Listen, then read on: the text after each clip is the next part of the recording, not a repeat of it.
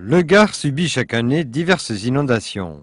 Elles touchent le particulier, mais aussi le monde de l'entreprise.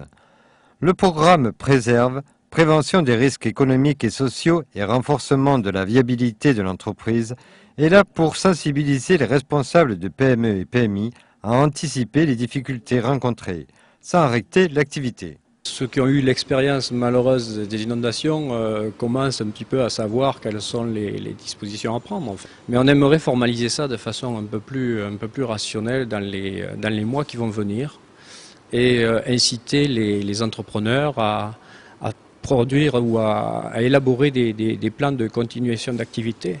Pour les entreprises dites PME, PMI ou pour les petites entreprises qui n'ont pas forcément pris ou n'ont pas forcément eu les moyens de mettre en place ces dispositifs.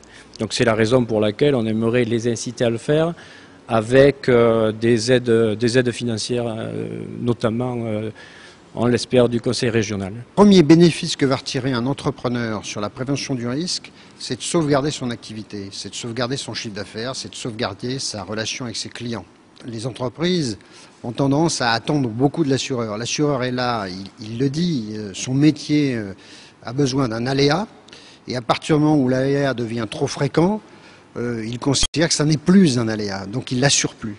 L'idée, c'est d'aider le client à réduire le risque et à le rendre plus aléatoire. À partir de ce moment-là, on peut retrouver sur le marché de l'assurance des assureurs qui s'intéressent au risque et qui acceptent de le couvrir. Pour le chef d'entreprise, la gestion d'une inondation est multiple. Entre assurance et gestion de crise, il y a aussi la gestion du personnel et de sa mise en sécurité.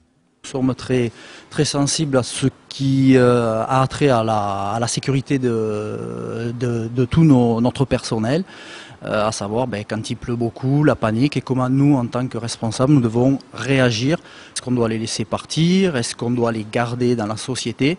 Donc c'est mettre en place un plan que nous avons appelé plan particulier de mise en sûreté, de manière à ce que ces gens-là soient le plus en sûreté possible, avec des points de rassemblement dans l'entreprise et tout ce que nous devons prévoir dans ce lieu de rassemblement. Depuis un an, je me bats pour essayer d'avoir toutes les informations possibles de manière à mettre en place ce plan.